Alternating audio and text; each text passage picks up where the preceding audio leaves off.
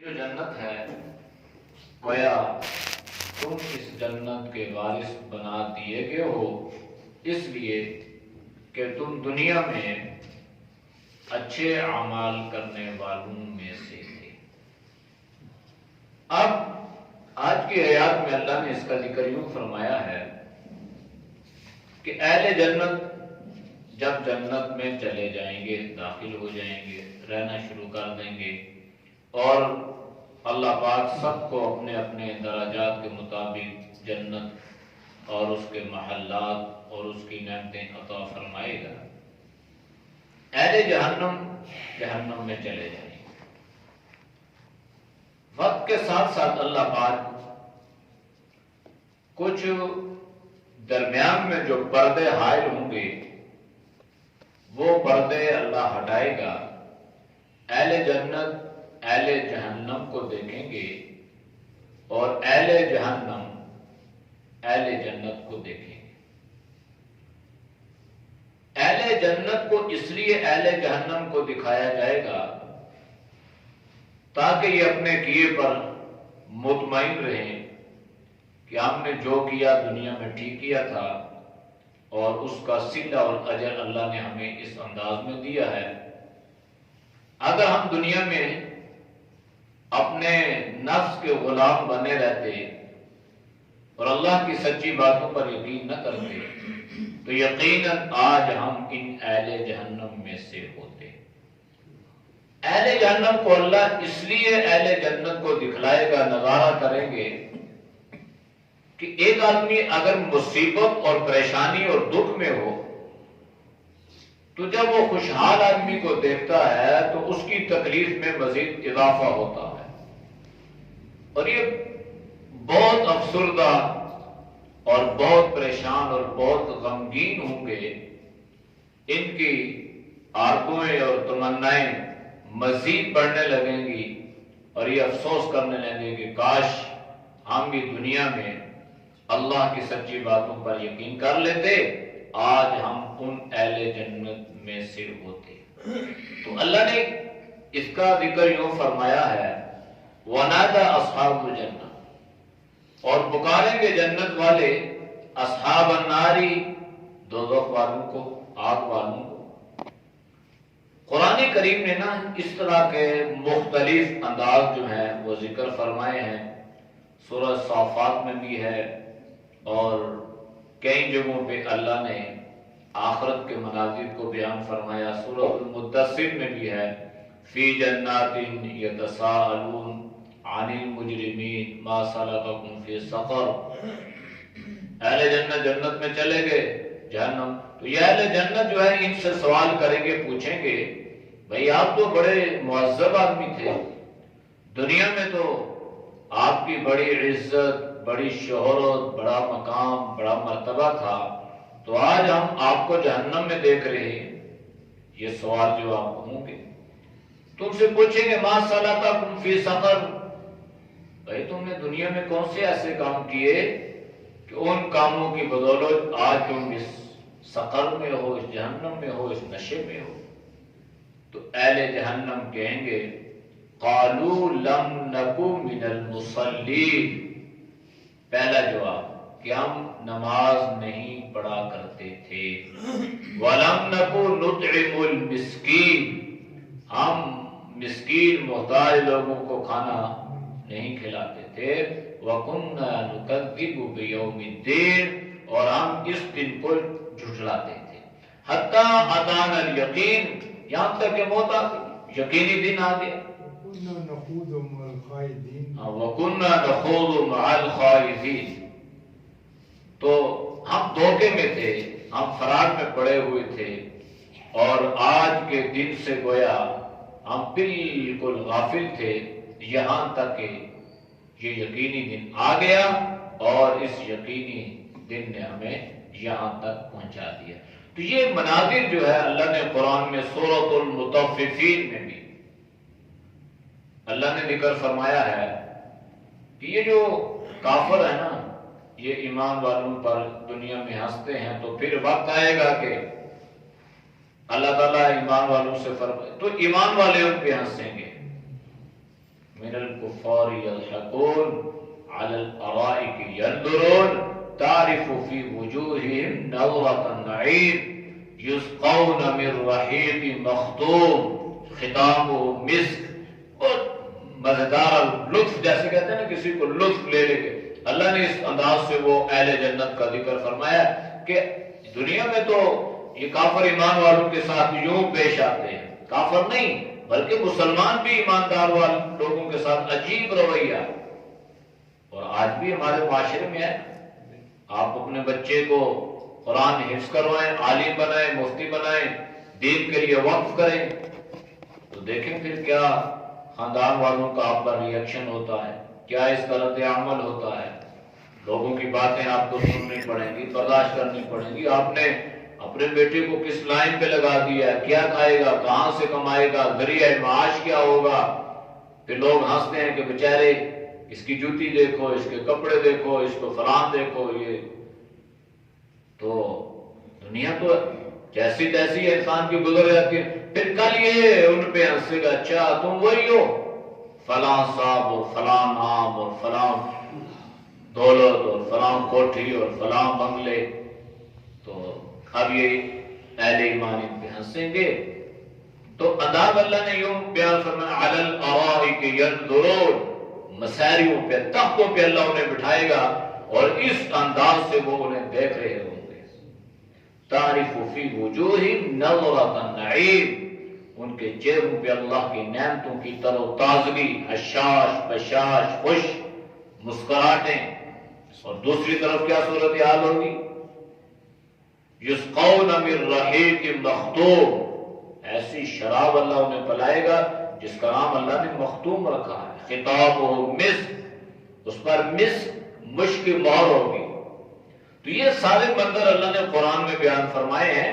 ان میں سے ایک یہ بھی ہے کہ اہل جنت اہل جہنم کو آواز دیں گے، پکاریں گے اور کیا کہیں گے؟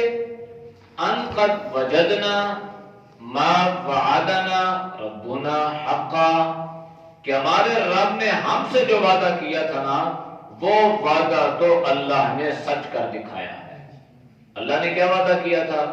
ایمان لاؤ، اعمال صالحہ کرو، یہ جنت تمہاری ہے، تم جنت کے وارث ہو. یہ اللہ کا وعدہ ہے. تو اب یہ اہل ایمان یہ ان سے کہیں گے نا، اہل جہنم سے، کہ اللہ نے ہم سے یہ وعدہ فرمایا تھا اور اللہ نے اپنا وعدہ سچ کر دکھایا. بلکہ اللہ ایسی ایسی نعمتیں عطا فرمائے گا. حدیث قدسی میں اللہ کے نبی نے فرمایا انسان یہ کہے گا ما لا عین رات ولا اذن سمعت ولا خطر علی قلب بشر، اللہ تو نے ایسی ایسی نعمتیں عطا فرما دی ہیں کہ وہ نعمتیں کبھی آنکھوں نے دیکھی نہیں تھی، کانوں نے سنی نہیں تھی، اور دیکھتی اور سنتی تو بہت دور کی بات ہے، کبھی کسی انسان کے دل و دماغ میں ان نعمتوں کا کھٹکا تک نہیں گزرا تھا. اے اللہ تو نے ایسی نعمتیں عطا فرما دی ہیں.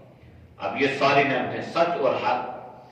تو اب یہ اہل جنت ان سے پوچھیں گے فَهَلْ وَجَدْتُمْ مَا وَعَدَ رَبُّكُمْ حَقًّا، کیا تم نے بھی اپنے اللہ کا وعدہ سچ پایا ہے؟ یعنی اہل جہنم سے اللہ نے یہ وعدہ کہ جو ایمان نہیں لائے گا، اعمال صالحہ نہیں کرے گا، وہ جہنم میں جائے گا. جہنم کی سزائیں پھر اللہ نے ساری ترتیب قرآن میں بیان کی. انبیاء علیہ السلام نے وہ خبریں بیان کی، امتوں کے سامنے رکھی. اب یہ اہل جنت وہ اب ان کی یہ سزا میں، جیسے ہم کہتے ہیں نا بندہ کوئی بات نہیں مانتا، تو جب وہ غلطی کرتا ہے اور وہ سزا تو بندہ کہتا ہے اچھا ٹھیک ہو گیا نا، مزہ آ گیا، میں نے منع نہیں کیا تھا.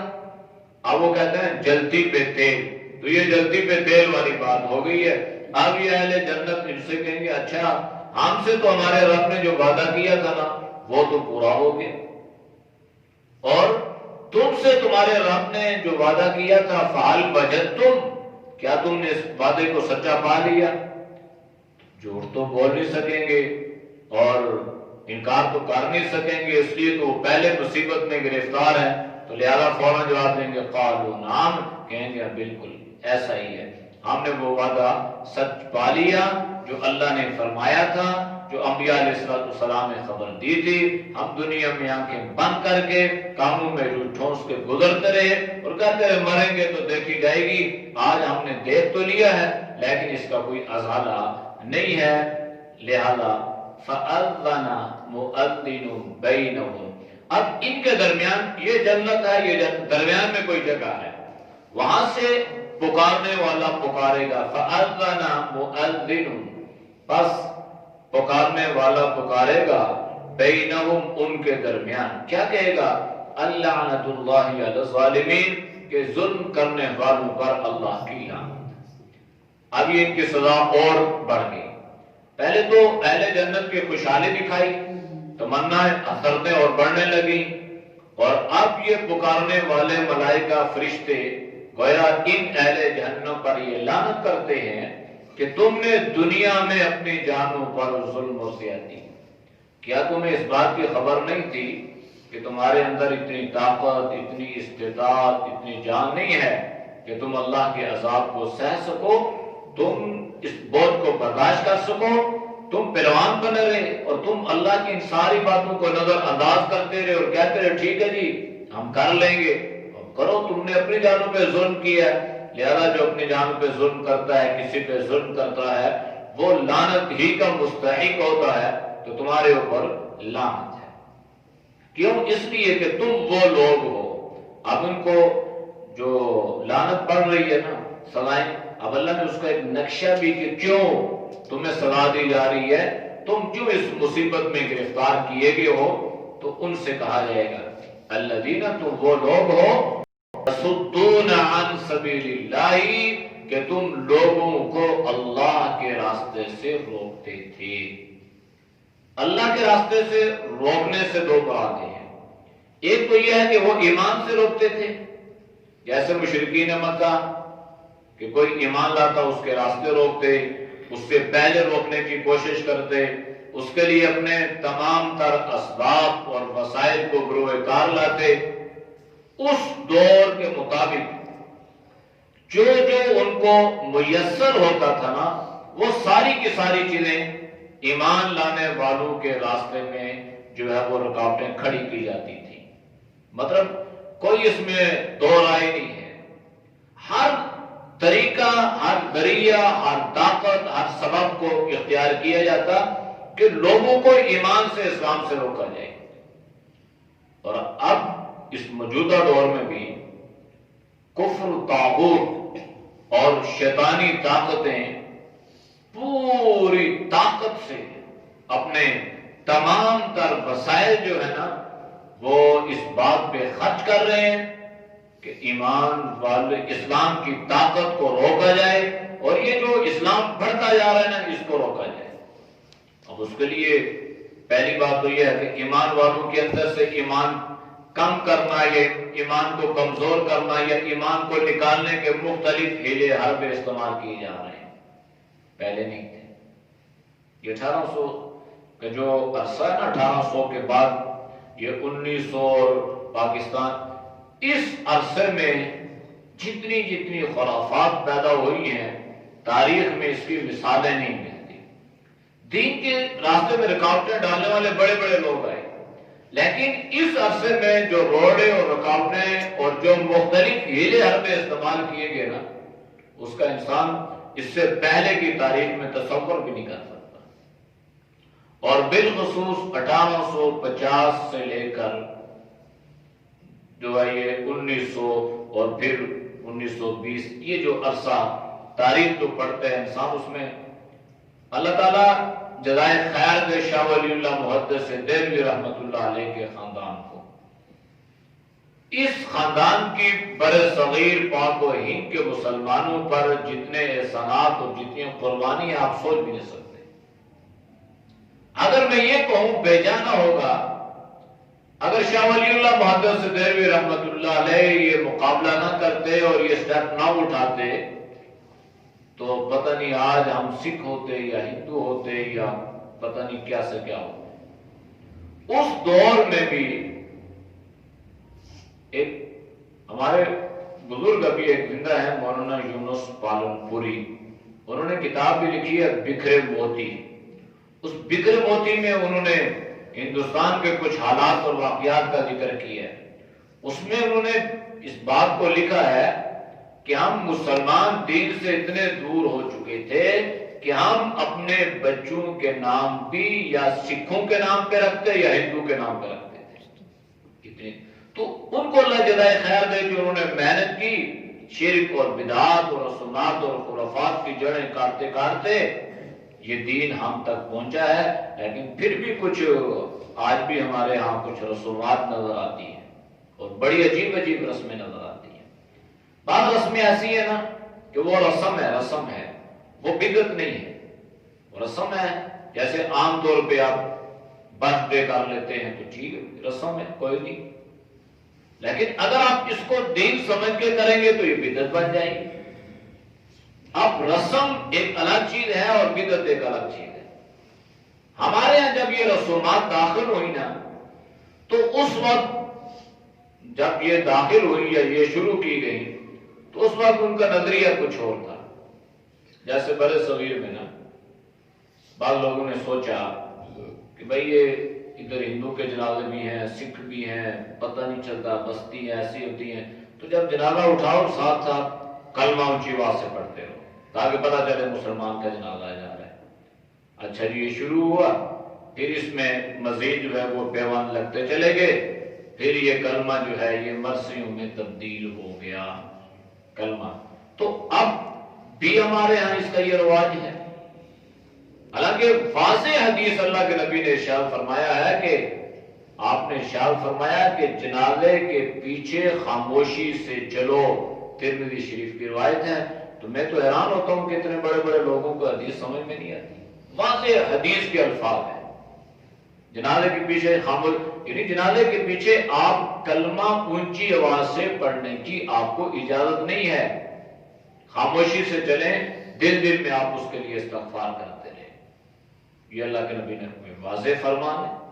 تو اس دور میں یہ ایک ضرورت کے تحت کچھ لوگوں نے سوچا کہ اس کو ہم تاکہ پتہ چلے یہ مسلمان کا ہے. اب وہی چیز تو آپ ہمارے یہاں ہندو کی طرح بھائی، آپ سکھ کی طرح ہیں، نہ پڑھو تو کہتے ہیں جی کافر ہے، یہ نہ پڑھو تو کہتے ہیں یہ کلمے کا منکر ہے، اور آج کل کے دور میں تو کہتے ہیں کہ یہ وابی ہے. یہ بابو جی کہ اللہ مغفرت فرمائے، یہاں ایک مسجد میں انہوں نے مجھے بات سنائی کوہوٹا کی سائڈ. کہتے ہیں ادھر ایک ہندو تھا، اس کی ہندو تھا یا سکھ تھا واللہ عالم، کہتے ہیں وہ مسلمان ہو گیا، جماعت والے گئے کلمہ شرمہ پڑھا، تو وہ تھا دکان تھی اس کی، تو سارے لوگ اس کے پاس آتے. شاید حفیظ صاحب کو بھی اس واقعے کا علم ہو یا نہیں. تو مختصر یہ ہے کہ اب پہلے سارے مسلمان اس سکھ سے یا اس ہندو سے سودا لیتے تھے، بعد میں مسلمان ہوا تو مشہور یہ بات ہو گئی کہ یہ سکھ وابی ہو گیا ہے، لہذا اس کی دکان سے سودا نہیں لینا. اب ہمارے مسلمانوں کی جہالت کی انتہا ہے، یہ ضد اور ہر درمی. حالانکہ بندہ اگر پوچھے بھائی تمہیں کس نے یہ بات بتائی ہے، جاؤ اپنے علماء سے ذرا ایک پرچی پہ ایک حدیث تو لکھوا کے لے آؤ نا، کوئی شرم کوئی مسئلہ لے کے لے آؤ. اور پھر اپنے آپ کو ہم کہتے بھی ہیں حنفی ہے جی، امام اعظم ابو حنیفہ رحمۃ اللہ علیہ، تو امام صاحب رحمۃ اللہ علیہ نے تو سخت اپنی کتابوں میں اس کی تردید فرمائی ہے. تو انہوں نے تو اس کو مکروہ لکھا ہے، اور مکروہ تحریمی لکھا ہے. انہوں نے فرمایا فَهُوَ مَكْرُوهٌ فَهُوَ رد المختار، در المختار فتح، یہ جو فقہ کی کتابیں ان میں سب میں یہ فتاوے موجود ہیں. تو اب یہ جو صورتحال ہے نا، یہ ایک تو یصدون عن سبیل اللہ، ایک تو اس انداز سے روکنا ہے، اور دوسرا یہ ہے کہ دین کا حلیہ. تو بیان یہ کر رہا تھا کہ مختلف انداز میں مختلف ہیلے حربے، اور آج کے دور میں بھی یہ جو موبائل اور یہ سروس اور یہ پیکیج اور یہ ساری چیزیں، تو یہ کیا یہ چیزیں لوگوں کو اس سے دور کرنے کا ذریعہ نہیں. اچھا پیکیج دیے جا رہے، اب ایک بچہ اگر رات کو وہ سارا رات بھی وہ اس میں گزار دے گا تو وہ پھر سوئے گا کب اور پڑھے گا کیا، اور تو یہ ساری صورت ہے. اچھا میں نے یہ سنا ہے، خود بعض لوگوں نے بتایا کہ وہ جو لوگ ان چیزوں کو بناتے ہیں ایجاد کرتے ہیں وہ خود اس کے پیچھے لگتے نہیں ہیں. جیسے ہم جو ہے کسی چیز کے وہ بنا دی مسلمانوں نے. مجھے ایک ساتھی نے بتایا کہ پاکستان میں یہ بے حیائی کی چیزیں سستی ہیں، کھانے پینے کی چیزیں مہنگی ہیں. یہ ساؤتھ افریقہ اور ان علاقوں میں جو ہے نا بے حیائی کی چیزیں مہنگی ہیں، کھانے پینے کی چیزیں سستی ہیں. یعنی جو چیز ضرورت تھی اس کو مہنگا ہے، جو ضرورت نہیں ہے. اب کیبل ہے اس کا 200 روپیہ 300 روپیہ ہے. اسی طرح بجلی ہے یا گیس ہے اس کے کتنے زیادہ بل آتے ہیں. پانی کے آپ 500 6 آتا بھی نہیں ہے پھر بھی آپ اتنا زیادہ بل دیتے ہیں. تو یہ سارے بہرحال یہ حالات کے مطابق جو ہے نا دین سے دور کرنے کی کوششیں کی جاتی ہیں. تو اب ان سے کہا جائے گا کہ تم وہ لوگ ہو یصدون عن سبیل اللہ، جو تم لوگوں کو اللہ کے راستے سے روکتے بھی تھے، وَيَبْغُونَهَا عِوَجًا، اور اس میں تم کجیاں تلاش کرتے تھے اعتراض کرنے کے لیے. اچھا مجھے یہ چیز جی آپ کے اسلام میں تو یہ ہے، آپ کے مسلمان تو یوں کرتے ہیں. بھائی کوئی ایسی چیز نہیں. آج بھی ہم کیا کرتے ہیں؟ ہم کہتے ہیں جی چھوڑو جی اس میں تو ان کا اختلاف ہے اور یہ ہے وہ آپس میں. بھائی اختلاف جو ہے نا وہ تھوڑی باتوں پہ ہے، اتفاق زیادہ باتوں پہ ہے. تو جن باتوں پہ اتفاق ہے نا وہ ان باتوں پہ تو عمل کر لو. جن پہ اختلاف ان کو نمازیں 5 ہیں نا، کسی کا کوئی اختلاف نہیں ہے. نمازیں 5 ہیں، چاہے وہ کوئی بھی کسی بھی مسلک کا ہے، مکتبہ فکر کا ہے، سب میں آ یہی ہے. تو اس لیے وَيَبْغُونَهَا عِوَجًا، وہ اس میں اس قسم کی کجی تلاش کرنے کی کوشش میں رہتے تھے. وَهُمْ بِالْآخِرَةِ هُمْ كَافِرُونَ، اور وہ آخرت کا انکار کرتے تھے. یعنی اس دن کو بلا دیا تھا کہ ہم نے اللہ کے سامنے پہنچنا ہے. وَبَيْنَهُمَا حجاب، ان کے درمیان ایک حجاب، جنت اور جہنم کے درمیان ایک دیوار، ایک حجاب ہوگا. وَعَلَى الْأَعْرَافِ، اور اعراف پر رجال المرد ہوں گے. اب یہ سورت کا نام ہے سورۃ الاعراف، اور میں نے ذکر کیا تھا کہ اپنی جگہ پہ اس کا ذکر آئے گا، وہاں اس کی تفصیل بیان ہوگی. اعراف کے بارے میں علماء مفسرین کے مختلف اقوال ہیں. بعضوں نے فرمایا کہ اعراف وہ مقام ہے کہ وہاں پر ان لوگوں کو ٹھہرایا جائے گا جن کی نیکیاں بھی برابر ہوں گی، بدیاں بھی برابر ہوں گی. تو اللہ ان کو یہاں ٹھہرائے گا، بالآخر اللہ ان کو اپنے رحمت سے جنت میں داخل فرما دے گا. بعض مفسرین نے فرمایا کہ اعراف میں ان لوگوں کو ٹھہرایا جائے گا جنہوں نے جہاد کیا ماں باپ کی اجازت کے بغیر، ماں باپ سے نافرمانی کی وجہ سے اس مقام اعراف میں نافرمانی کی وجہ سے جنت میں نہ جا سکے اور شہادت کی وجہ سے جہنم سے بچ گئے. اب ان کو یہاں ٹھہرایا جائے گا، بالآخر اللہ ان کو اپنے رحمت سے جنت میں داخل فرمائے گا. یہ مختلف قسم کے اقوال. بعضوں نے فرمایا یہاں کافروں کے بچوں کو ٹھہرایا جائے گا. کافروں کے بچے جو معصوم دنیا سے چلے جاتے ہیں، کیونکہ ابھی تک وہ بلوغت میں آئے نہیں ہے، شریعت کے احکامات ان پہ لاگو ہوئے نہیں ہیں، اس لیے اللہ پاک ان کو اس مقام پہ ٹھہرائے گا. تو ایک مقام اعراف بھی ایسی جگہ ہے جہاں پر انسان کا داخلہ عارضی طور پہ ہوگا اور بالآخر اللہ تعالیٰ ان کو جنت میں داخل فرما دے گا. تو رجال یہاں مرد ہوں گے، عورتیں بھی ہوں گی. یعرفون پہچانے جائیں گے، کلن ہر ایک کو، بسیماہم ان کی نشانیوں سے. یعنی نشانیاں اللہ تعالیٰ کچھ مخصوص، جیسے اللہ کے نبی نے فرمایا کہ جو آدمی وضو کرتا ہے تو ایسا ہے وضو چمک دھمک رہے ہوں گے تو پہچان لیا جائے گا یہ آدمی کامیاب ہو گیا. اس طریقے سے مختلف نشانیوں کے ذریعے سے پہچان لیے جائیں گے. وَنَادَوْا أَصْحَابَ الْجَنَّةِ، اور یہ اعراف والے جو ہے نا، اعراف والے یہ اصحاب جنت کو آواز دیں گے اور کیا کہیں گے؟ ان سلام علیکم، تمہارے اوپر سلام ہو، سلامتی ہو. لم يدخلوها، ابھی تک یہ اعراف والے اس جنت میں داخل نہیں ہوئے، لیکن وہم یطمعون، وہ اس بات کی امید رکھے ہوئے ہیں کہ وہ آخر جنت میں داخل ہو جائیں گے. اعوذ باللہ من الشیطان الرجیم، بسم اللہ الرحمن الرحیم. ونادى أصحاب الجنة أصحاب النار أن قد وجدنا ما وعدنا ربنا حقا فهل وجدتم ما وعد ربكم حقا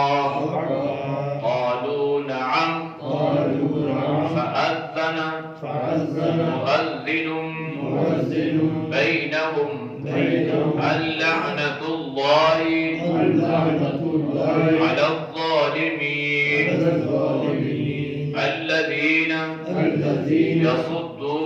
يصدون عن سبيل الله ويبغونها عوجا وهم بالآخرة كافرون وبينهما حجاب وعلى الأعراف رجال يعرفون كلا بسيماهم ونادوا أصحاب الجنة أن سلام عليكم لم يدخلوها وهم يطمعون. الحمد لله رب العالمين والعاقبة للمتقين والصلاة والسلام على النبي الأمي الكريم. یا اللہ ہم سب کے صغیر کبیرہ گناہوں کو معاف فرما، گناہوں سے ہماری حفاظت فرما. یا اللہ ہم سب کو تقوی طہارت والی زندگی نصیب فرما. یا اللہ ہر طرح کی بدعت اور سماعت خرافات سے اللہ پوری امت کی حفاظت فرما. یا اللہ جتنے دوست و بزرگ تیری رضا کے لیے درس قرآن سنتے ہیں اللہ ان کے سننے میں برکت عطا فرما. یا اللہ ان کو علم و عمل والی زندگی نصیب فرما. یا اللہ ان کو صحت ایمان والی زندگی نصیب فرما. یا اللہ تو سب کے حال پہ رحم فرما. یا اللہ تو عافیت والا معاملہ فرما. صلی اللہ تعالی علی نبی الأمی الکریم برحمتک یا ارحم الراحمین. صاحب چادر سے اس طرح لٹکانی جائز نہیں جو مفلر نہیں وہ چادر یا مفلر کا